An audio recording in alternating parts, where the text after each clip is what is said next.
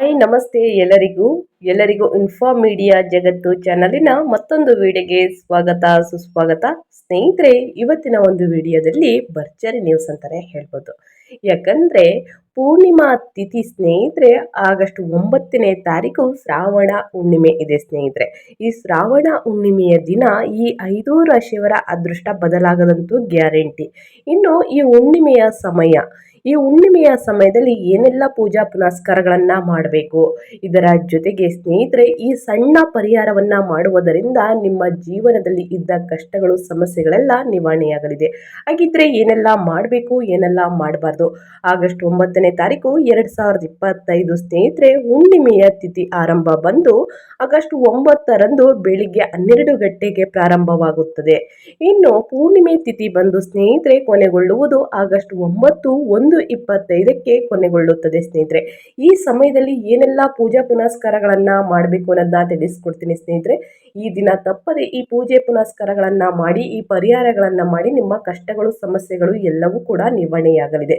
ಇನ್ನು ಈ ವ್ಯವಹಾರದಲ್ಲಿ ನಿಮ್ಮ ವೃತ್ತಿ ಜೀವನದಲ್ಲಿ ಸ್ನೇಹಿತರೆ ಏಳಿಗೆಯನ್ನ ಕಾಣ್ತಿಲ್ಲ ಅಂದ್ರೆ ಈ ಪರಿಹಾರಗಳನ್ನ ಮಾಡಬೇಕಾಗುತ್ತದೆ.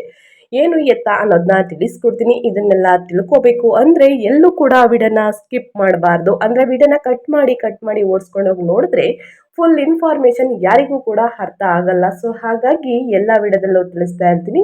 ಬಿಗಿನಿಂದ ಹೆಣ್ ತನಕ ವಿಡಿಯೋನ ವಾಚ್ ಮಾಡಿ, ವಿಡಿಯೋದಲ್ಲಿ ಒಳ್ಳೆ ಮಾಹಿತಿ ಸಿಕ್ಕಿದಲ್ಲಿ ತಪ್ಪದೆ ವಿಡಿಯೋಗೊಂದು ಲೈಕ್ ಕೊಟ್ಟು, ಇನ್ನು ನನ್ನ ಚಾನಲ್ನ ಸಬ್ಸ್ಕ್ರೈಬ್ ಮಾಡ್ಕೊಳ್ಳೋದನ್ನೇ ನೋಡ್ತಿದ್ರೆ ದಯವಿಟ್ಟು ಇನ್ಫಾರ್ಮೇಡಿಗೆ ಸಬ್ಸ್ಕ್ರೈಬ್ ಆಗಿ ಪ್ರತಿನಿತ್ಯ ಹೊಸ ಅಪ್ಡೇಟ್ಗಳನ್ನ ತಿಳ್ಕೊತಾ ಹೋಗಿ. ಸ್ನೇಹಿತರೆ, ಪೂರ್ಣಿಮೆ ವ್ರತ 2025 ಉಪವಾಸದ ಸಮಯಗಳು, ಮಹತ್ವ ಮತ್ತು ಆಚರಣೆಗಳು. ಆಗಸ್ಟ್ 9ನೇ ತಾರೀಕು ಹುಣ್ಣಿಮೆ ಇದೆ. ಹುಣ್ಣಿಮೆಯ ಸಮಯದಲ್ಲಿ ಆಚರಿಸುವ ಉಪವಾಸವಾಗಿದೆ ಸ್ನೇಹಿತರೆ. ಅಂದರೆ ಹಿಂದೂ ಚಂದ್ರಮಾನ ಮಾಸದ ಮೊದಲ 15 ದಿನಗಳಲ್ಲಿ ಶುಕ್ಲ ಪಕ್ಷ ಬರುವ ಹುಣ್ಣಿಮೆಯ ದಿನ. ಶುಕ್ಲ ಪಕ್ಷದ ಕೊನೆಯ ದಿನವು ಹುಣ್ಣಿಮೆಯ ದಿನವಾಗಿದ್ದು, ಆ ದಿನ ಚಂದ್ರನನ್ನ ಅತ್ಯಂತ ಪ್ರಕಾಶಮಾನವಾಗಿರುತ್ತಾನೆ ಮತ್ತು ಈ ದಿನವು ಹಿಂದೂಗಳಿಗೆ ಬಹಳ ಮಹತ್ವವಾಗಿದೆ ಅಂತಾನೆ ಹೇಳ್ಬೋದು. ಇನ್ನು 2025ರಲ್ಲಿ ಸ್ನೇಹಿತರೆ ಆಗಸ್ಟ್ 9ನೇ ತಾರೀಕು ಶನಿವಾರ ಸಮಯ ಬಂದು ಆಗಸ್ಟ್ 9 ಬೆಳಿಗ್ಗೆ 12 ಗಂಟೆಗೆ ಪ್ರಾರಂಭವಾಗಿ ಆಗಸ್ಟ್ 9ನೇ ತಾರೀಕು ಮಧ್ಯಾಹ್ನ 1:25ಕ್ಕೆ ಕೊನೆಗೊಳ್ಳುತ್ತದೆ. ಈ ಸಮಯದಲ್ಲಿ ಈ ಪೂಜೆ ಪುನಸ್ಕಾರಗಳನ್ನ ಮಾಡಬಹುದು. ಹುಣ್ಣಿಮೆಯ ಸಮಯದಲ್ಲಿ ಭಕ್ತರು ಹುಣ್ಣಿಮೆಯ ತಿಥಿಗಳ ಸಮಯದಲ್ಲಿ ವ್ರತಗಳನ್ನ ಆಚರಿಸುತ್ತಾರೆ. ಹುಣ್ಣಿಮೆಯ ದಿನದಂದು ಅಥವಾ ಹುಣ್ಣಿಮೆಯ ಇಂದಿನ ದಿನ ಭಕ್ತರು ಉಪವಾಸವನ್ನ ಮಾಡ್ತಾರೆ ಸ್ನೇಹಿತರೆ. ತಮ್ಮ ನೆಚ್ಚಿನ ದೇವರುಗಳಿಗೆ ಪೂಜೆಯನ್ನ ಸಲ್ಲಿಸಿದ ನಂತರ ಮತ್ತು ಪ್ರಸಾದ ಸೇವಿಸಿದ ನಂತರ ಉಪವಾಸವನ್ನ ಮುರಿಯಲಾಗುತ್ತದೆ, ಅಂದ್ರೆ ನಿಲ್ಲಿಸಲಾಗುತ್ತದೆ. ಇನ್ನು ಆಗಸ್ಟ್ 9ನೇ ತಾರೀಕು ಶನಿವಾರ ಪೂರ್ಣಿಮೆ ವ್ರತ ತಿಥಿ ಮತ್ತು ಪೂಜೆ ಸಮಯವನ್ನ ತಿಳಿಸ್ಕೊಡ್ತೀನಿ. ಪೂರ್ಣಿಮೆ ತಿಥಿ ಸ್ನೇಹಿತರೆ ಮೊದಲೇ ಹೇಳಿರುವ ಹಾಗೆ ಆಗಸ್ಟ್ 9ನೇ ತಾರೀಕು ಬೆಳಿಗ್ಗೆ 12 ಗಂಟೆಯಿಂದ ಮಧ್ಯಾಹ್ನ 1:25ಕ್ಕೆ ಕೊನೆಗೊಳ್ಳುತ್ತದೆ. ಅಂದ್ರೆ 1.25 ಗಂಟೆ ಟೈಮ್ ಸ್ನೇಹಿತರೆ ನಿಮಗೆ ಟೈಮ್ ಇರುತ್ತೆ ಅಂತಾನೆ ಹೇಳ್ಬೋದು. ಇನ್ನು ಪೂರ್ಣಿಮೆ ವ್ರತದ ಮಹತ್ವ ಮತ್ತು ಪ್ರಯೋಜನಗಳು. ಇನ್ನು ಸಾಕಷ್ಟು ಜನರು ಹಳೆ ವಿಡಿಯೋದಲ್ಲಿ ಕಮೆಂಟ್ ಏನ್ ಹಾಕಿದ್ದೀರಾ ಅಂದ್ರೆ, ಈ ಸಮಯದಲ್ಲಿ ನಾವು ಆಫೀಸ್ಗೆ ಹೋಗಿರ್ತೀವಿ, ಕೆಲಸದ ಮೇಲೆ ಇರ್ತೀವಿ, ಪೂಜೆಯನ್ನ ಸಲ್ಲಿಸುವುದಕ್ಕೆ ಆಗುವುದಿಲ್ಲ ಮೇಡಮ್, ಆವಾಗ ಏನ್ ಮಾಡಬೇಕು, ತಪ್ಪದೆ ತಿಳಿಸ್ಕೊಡಿ ಅಂತ ಕಮೆಂಟ್ ಆಗ್ತಾ ಇರ್ತೀರಾ. ಅವ್ರಿಗೂ ಕೂಡ ಈ ಪರಿಹಾರಗಳನ್ನ ಮಾಡಿ 100% ವರ್ಕ್ ಆಗ್ತದೆ ಸ್ನೇಹಿತರೆ. ಪೂರ್ಣಿಮೆಯ ವ್ರತವನ್ನ ಹಿಂದೂಗಳು ಪವಿತ್ರವೆಂದು ಪರಿಗಣಿಸಲಾಗುತ್ತದೆ, ಏಕೆಂದರೆ ಅದನ್ನ ಕಟ್ಟುನಿಟ್ಟಾಗಿ ಪಾಲಿಸುವವರಿಗೆ ಇದು ಅದೃಷ್ಟ ಮತ್ತು ಆರೋಗ್ಯವನ್ನ ತರುತ್ತದೆ ಎಂದು ಅವರು ನಂಬುತ್ತಾರೆ. ಈ ಸಮಯದಲ್ಲಿಯೇ ವಿಶೇಷವಾಗಿ ಶಿವ ಮತ್ತು ವಿಷ್ಣುವಿಗೆ ಪೂಜೆಗಳನ್ನ ಮಾಡಲಾಗುತ್ತದೆ. ವಿಷ್ಣುವಿಗೆ ಸಂಬಂಧಿಸಿದ ಪೂಜೆಯನ್ನ ಸತ್ಯನಾರಾಯಣ ಪೂಜೆ ಎಂದು ಕರೆಯಲಾಗುತ್ತದೆ. ಇನ್ನು ಸತ್ಯನಾರಾಯಣ ಪೂಜೆಯನ್ನ ಯಾವುದೇ ದಿನದಂದು ಮಾಡಬಹುದಾದರೂ ಪೂರ್ಣಿಮೆಯ ಸಮಯದಲ್ಲಿ ಇದನ್ನ ಮಾಡುವುದರಿಂದ ವಿಷ್ಣುವಿನ ಅವತಾರವಾದ ನಾರಾಯಣನ ಆಶೀರ್ವಾದ ಎಲ್ಲರ ಮೇಲೆ ಬರುತ್ತದೆ ಎಂದು ನಂಬಲಾಗಿದೆ ಸ್ನೇಹಿತರೆ. ಇನ್ನು ಹುಣ್ಣಿಮೆಯ ವ್ರತವನ್ನ ಆಚರಿಸುವುದರಿಂದ ಹಲವಾರು ಆರೋಗ್ಯ ಪ್ರಯೋಜನಗಳು ದೊರೆಯುತ್ತವೆ. ಇನ್ನು ಹುಣ್ಣಿಮೆಯ ದಿನದಂದು ಭೂಮಿಯ ಗುರುತ್ವಾಕರ್ಷಣ ಶಕ್ತಿ ಗರಿಷ್ಠವಾಗಿರುತ್ತದೆ ಮತ್ತು ಅದರಿಂದ ಇದು ದೇಹ ಮತ್ತು ಮನಸ್ಸಿನ ಮೇಲೆ ಸಕಾರಾತ್ಮಕ ಪ್ರಭಾವ ಬೀರುತ್ತದೆ. ಇದು ಗ್ಯಾಸ್ಟ್ರಿಕ್ ಸಮಸ್ಯೆಗಳನ್ನು ಕಡಿಮೆ ಮಾಡುವ ಮೂಲಕ ಮತ್ತು ಚಯಾಪಚಯ ಪ್ರಕ್ರಿಯೆಗಳನ್ನು ಸ್ಥಿರಗೊಳಿಸುವ ಮೂಲಕ ಮಾನವ ದೇಹದ ಕರುಳಿನ ವ್ಯವಸ್ಥೆಯ ಮೇಲೆ ಗುಣಪಡಿಸುವ ಪರಿಣಾಮವನ್ನು ಬೀರುತ್ತದೆ. ಇನ್ನು ವ್ಯವಹಾರದಲ್ಲಿ ಬರೀ ನಷ್ಟವನ್ನೇ ನೋಡ್ತಿರ್ತೀರ ಸ್ನೇಹಿತರೆ. ಇನ್ನು ಹೊಸದಾಗಿ ಕೆಲಸವನ್ನ ಪ್ರಾರಂಭಿಸಬೇಕು ಅಂತಂದ್ರೆ ಬರೀ ಅಡೆತಡೆಗಳನ್ನ ನೋಡಿರ್ತೀರ. ಆವಾಗ ಈ ಪರಿಹಾರಗಳನ್ನ ಮಾಡಿ 100% ವರ್ಕ್ ಆಗ್ತದೆ. ಪೂರ್ಣಿಮೆಯ ವ್ರತವನ್ನ ಹೇಗೆ ಆಚರಿಸುವುದು, ಆಚರಣೆಗಳು ಮತ್ತು ಪೂಜೆಗಳು ಹೇಗೆ ಮಾಡುವುದು ಅನ್ನೋದಾದ್ರೆ, ಹುಣ್ಣಿಮೆಯ ತಿಥಿಯ ಆರಂಭದ ಸಮಯವನ್ನ ಅವಲಂಬಿಸಿ ಹುಣ್ಣಿಮೆಯ ವ್ರತವು ಹುಣ್ಣಿಮೆಯ ದಿನದಂದು ಅಥವಾ ಚತುರ್ದಶಿಯಂದು ಹುಣ್ಣಿಮೆಯ ಇಂದಿನ ದಿನ ಪ್ರಾರಂಭವಾಗುತ್ತದೆ. ಹುಣ್ಣಿಮೆ ತಿಥಿಯು ಇಂದಿನ ದಿನದ ಮಧ್ಯಾಹ್ನ ಕಾಲದಲ್ಲಿ ಪ್ರಾರಂಭವಾದರೆ ಮಾತ್ರ ಚತುರ್ದಶಿಯಂದು ಪೂರ್ಣಿಮೆ ವ್ರತವನ್ನು ಆಚರಿಸಲಾಗುತ್ತದೆ. ಇನ್ನು ಹುಣ್ಣಿಮೆ ವ್ರತವನ್ನು ಆಚರಿಸುವ ಭಕ್ತರು ಬೆಳಿಗ್ಗೆ ಬೇಗನೆ ಎದ್ದು ಸ್ನಾನವನ್ನ ಮಾಡ್ತಾರೆ. ಹುಣ್ಣಿಮೆಯ ದಿನದಂದು ಸೂರ್ಯೋದಯದಿಂದ ಚಂದ್ರೋದಯದವರೆಗೆ ಉಪವಾಸವನ್ನ ಆಚರಿಸಲಾಗುತ್ತದೆ. ಸ್ನೇಹಿತರೆ, ನೀವು ಸ್ನಾನವನ್ನ ಮಾಡಬೇಕಾದ್ರೆ ತಪ್ಪದೆ ನಿಮ್ಮ ಸ್ನಾನದ ಟಬ್ಬಿಗೆ ನಿಮ್ಮ ಸ್ನಾನ ಮಾಡುವ ನೀರಿಗೆ ಸ್ವಲ್ಪ ಅರಿಶಿಣ ಅಂದರೆ ಚಿಟಿಕೆ ಅರಿಶಿಣವನ್ನು ಹಾಕಿ 1 ಕಲ್ಲು ಉಪ್ಪನ್ನು ಹಾಕಿ ಸ್ನೇಹಿತರೆ ಸ್ನಾನವನ್ನು ಮಾಡಿ. ಇದು ಲಕ್ಷ್ಮೀ ದೇವಿಯ ಸಂಕೇತ ಸ್ನೇಹಿತರೆ. ನಿಮಗೆ ಏನಾದರೂ ಕೆಟ್ಟ ಭಾವನೆ ಜೊತೆಗೆ ಶತ್ರುಗಳ ಕಾಟ ಇದ್ದರೆ ಸ್ನೇಹಿತರೆ ಅದನ್ನೆಲ್ಲ ತೊಳೆದಾಕಿ ಸ್ನೇಹಿತರೆ. ಪಾಸಿಟಿವ್ ವೈಬ್ಸ್ ಮನೆ ತುಂಬ ಹರಡಲಿದೆ. ಇದರ ಜೊತೆಗೆ ನಿಮ್ಮಲ್ಲೂ ಕೂಡ ಪಾಸಿಟಿವ್ ವೈಬ್ಸ್ ಅನ್ನೋದು ಇರಲಿದೆ ಸ್ನೇಹಿತರೆ. ಆವಾಗ ನಿಮ್ಮ ಯೋಚನೆ ಯಾವಾಗಲೂ ಸ್ನೇಹಿತರೆ ಪಾಸಿಟಿವ್ ಆಗಿ ಥಿಂಕ್ ಮಾಡ್ತೀರಾ. ಸೊ ಹಾಗಾಗಿ ಈ ದಿನ ತಪ್ಪದೆ ಈ ಕೆಲಸವನ್ನು ಮಾಡಬೇಕಾಗುತ್ತದೆ. ಇನ್ನು ಪೂರ್ಣಿಮೆಯ ವ್ರತವನ್ನು ಕಟ್ಟುನಿಟ್ಟಾಗಿ ಆಚರಿಸುವ ಭಕ್ತರು ಸಾಮಾನ್ಯವಾಗಿ ಏನನ್ನ ತಿನ್ನುವುದಿಲ್ಲ ಅಥವಾ ಕುಡಿಯುವುದಿಲ್ಲ.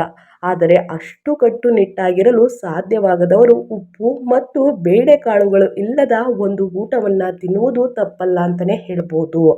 ಇನ್ನು ಚಂದ್ರ ದರ್ಶನವಾದ ನಂತರ ಭಕ್ತರು ತಮ್ಮ ನೆಚ್ಚಿನ ದೇವರಿಗೆ ಪೂಜೆಯನ್ನು ಸಲ್ಲಿಸ್ತಾರೆ ಮತ್ತು ಪ್ರಸಾದಗಳನ್ನು ಸೇವಿಸಿದ ನಂತರ ಉಪವಾಸವನ್ನು ಮುರಿಯುತ್ತಾರೆ ಅಂದರೆ ನಿಲ್ಲಿಸುತ್ತಾರೆ. ಪ್ರಸಾದ ಅಂದರೆ ಸ್ನೇಹಿತರೆ ಪೂಜೆಯನ್ನು ಮಾಡುವಾಗ ದೇವರಿಗೆ ಅರ್ಪಿಸುವ ನೈವೇದ್ಯಗಳು ಮತ್ತು ಪೂಜೆಯ ನಂತರ ಪ್ರಾರ್ಥನೆ ಸಲ್ಲಿಸಿದಾಗ ಅವುಗಳನ್ನು ಸೇವಿಸಲಾಗುತ್ತದೆ. ಇದು ಪ್ರಸಾದ ಎಂದು ಕರೆಯುತ್ತಾರೆ ಸ್ನೇಹಿತರೆ. ಅದನ್ನು ಸೇವಿಸುವುದರಿಂದ ನಿಮ್ಮ ಉಪವಾಸ ಮುರಿಯುತ್ತದೆ.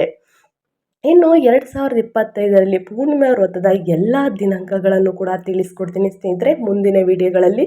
ಸೊ ಹಾಗಾಗಿ ತಪ್ಪದೆ ಈ ಪೂಜೆ ಪುನಸ್ಕಾರಗಳನ್ನು ಮಾಡಿ, ಎಲ್ಲರಿಗೂ ಕೂಡ ಒಳಿತಾಗಲಿದೆ.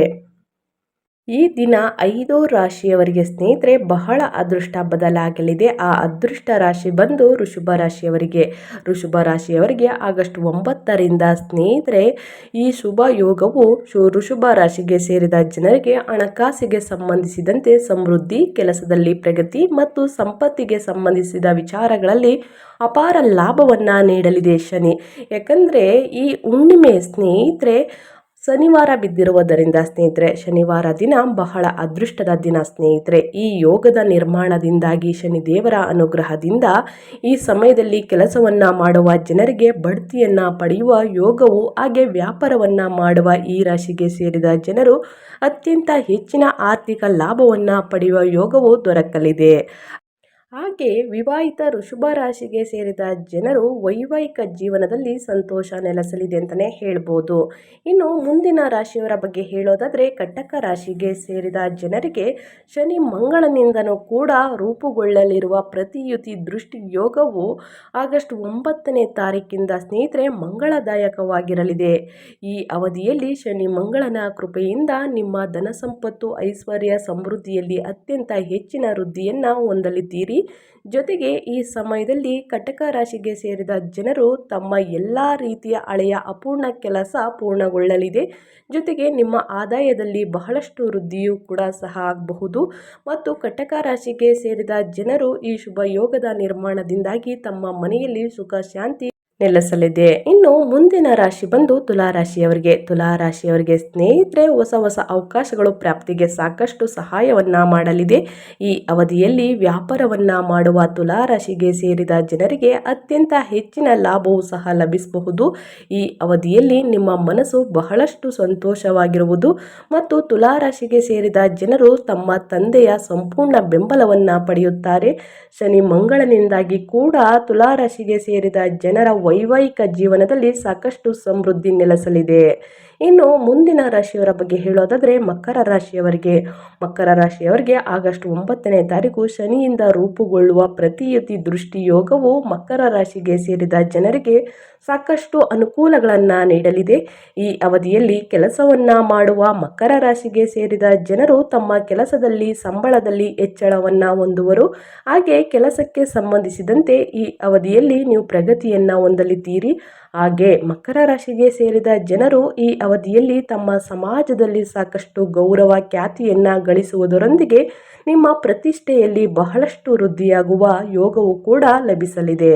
ಇನ್ನು ವ್ಯಾಪಾರವನ್ನ ಮಾಡುವ ಮಕರ ರಾಶಿಗೆ ಸೇರಿದ ಜನರ ಆರ್ಥಿಕ ಸ್ಥಿತಿ ಮೊದಲಿಗಿಂತ ಈ ಸಂದರ್ಭದಲ್ಲಿ ಬಹಳಷ್ಟು ಉತ್ತಮವಾಗಿರುವುದು. ಹಾಗೆ ಈ ಅವಧಿಯಲ್ಲಿ ನಿಮಗೆ ಹಠಾತ್ ಧನ ಲಾಭವನ್ನು ಹೊಂದುವ ಯೋಜನೆ ಸಾಧ್ಯತೆ ಹೆಚ್ಚಾಗಿದೆ ಅಂತಲೇ ಹೇಳ್ಬೋದು. ಇನ್ನು ಮುಂದಿನ ರಾಶಿಯವರ ಬಗ್ಗೆ ಹೇಳೋದಾದರೆ ಮೀನರಾಶಿಯವರಿಗೂ ಕೂಡ ಶನಿಯಿಂದ ರೂಪುಗೊಳ್ಳಲಿರುವಂತಹ ಪ್ರತಿಯುತಿ ದೃಷ್ಟಿ ಯೋಗವು ಮೀನರಾಶಿಗೆ ಸೇರಿದ ಜನರಿಗೆ ಅತ್ಯಂತ ಶುಭ ಮತ್ತು ಮಂಗಳದಾಯಕವಾಗಿರುವುದು. ಈ ಶಕ್ತಿಶಾಲಿ ಯೋಗದ ಶುಭ ಪ್ರಭಾವದಿಂದಾಗಿ ಮೀನರಾಶಿಗೆ ಸೇರಿದ ಜನರಿಗೆ ಕೆಲಸದ ಸ್ಥಳದಲ್ಲಿ ಸಾಕಷ್ಟು ಪ್ರಗತಿಯೂ ಸಹ ದೊರಕಲಿದೆ. ವ್ಯಾಪಾರವನ್ನ ಮಾಡುವ ಮೀನರಾಶಿಗೆ ಸೇರಿದ ಜನರು ಈ ಅವಧಿಯಲ್ಲಿ ದೊಡ್ಡ ಆರ್ಥಿಕ ಲಾಭವನ್ನ ಗಳಿಸುವ ಸಾಧ್ಯತೆ ವೃದ್ಧಿಯಾಗುವುದು. ಹಾಗೆಯೇ ಈ ಶುಭ ಯೋಗದಿಂದಾಗಿ ಮೀನರಾಶಿಗೆ ಸೇರಿದ ಜನರ ಆರೋಗ್ಯವು ಉತ್ತಮವಾಗಿರುವುದು. ಜೊತೆಗೆ ಹಳೆಯ ಆರೋಗ್ಯ ಸಮಸ್ಯೆ ಅಥವಾ ರೋಗಗಳಿಂದ ಮುಕ್ತಿಯನ್ನ ಸಹ ಪಡೆಯಲಿದ್ದೀರಿ ಸ್ನೇಹಿತರೆ. ನಿಮ್ಮ ಆತ್ಮವಿಶ್ವಾಸದಲ್ಲಿ ಸಾಕಷ್ಟು ಹೆಚ್ಚಳವಾಗಲಿದೆ. ಇದರಿಂದಾಗಿ ನೀವು ಪ್ರಮುಖವಾದ ಜನರೊಂದಿಗೆ ಸಂಪರ್ಕವನ್ನ ಸಾಧಿಸಬಹುದು ಮತ್ತು ಈ ಸಂಪರ್ಕ ಭವಿಷ್ಯದಲ್ಲಿ ಹೆಚ್ಚಿನ ಲಾಭ ಪಡೆಯುವಂತೆ ಮಾಡಲಿದೆ. ನಿಮ್ಮ ಜೀವನದ ಪ್ರತಿಯೊಂದು ಕ್ಷೇತ್ರದಲ್ಲೂ ಕೂಡ ಹೆಚ್ಚಿನ ಪ್ರಯೋಜನವನ್ನು ನೀಡಲಿದೆ ಮೀನರಾಶಿಯವರಿಗೆ. ಇನ್ನು ವೈಯಕ್ತಿಕ ಜೀವನದಲ್ಲೂ ಸಹ ನೀವು ಉತ್ತಮ ಸಮತೋಲನವನ್ನು ಹೊಂದಲಿದ್ದೀರಿ. ಸ್ನೇಹಿತರೆ, ಆಗಸ್ಟ್ 9ನೇ ತಾರೀಕು ಹುಣ್ಣಿಮೆಯ ದಿನ, ಶ್ರಾವಣ ಹುಣ್ಣಿಮೆಯ ದಿನ ಏನೆಲ್ಲ ಅದೃಷ್ಟವನ್ನು ನೋಡಲಿದ್ದೀರಿ, ಯಾವ ರೀತಿ ಪೂಜೆ ಪುನಸ್ಕಾರಗಳನ್ನು ಮಾಡಬೇಕು ಅನ್ನೋದನ್ನ ಒಟ್ಟಾರೆಯಾಗಿ ತಿಳಿಸ್ಕೊಟ್ಟಿದ್ದೀನಿ. ಸ್ನೇಹಿತರೆ, ಈ ವಿಡಿಯೋ ಯೂಸ್ಫುಲ್ ಅನಿಸುತ್ತೆ. ಸೊ ಹಾಗಾಗಿ ಯೂಸ್ಫುಲ್ ಅನಿಸಿದ್ದಲ್ಲಿ ನಿಮಗೆ ದಯವಿಟ್ಟು ವಿಡಿಯೋಗೊಂದು ಲೈಕ್ ಕೊಟ್ಟು, ಇನ್ನು ಸಬ್ಸ್ಕ್ರೈಬ್ ಆಗಿಲ್ಲ ಅಂದರೆ ಇನ್ಫಾರ್ಮಿಡಿಗೆ ಸಬ್ಸ್ಕ್ರೈಬ್ ಆಗಿ ನಿಮ್ಮ ಅಭಿಪ್ರಾಯವನ್ನು ಕಮೆಂಟ್ ಬಾಕ್ಸಲ್ಲಿ ತಿಳಿಸಿ. ಮತ್ತೊಂದು ವಿಡಿಯೋ ಜೊತೆ ಮತ್ತೊಂದು ಹೊಸ ಅಪ್ಡೇಟಲ್ಲಿ ಸಿಗ್ತೀನಿ.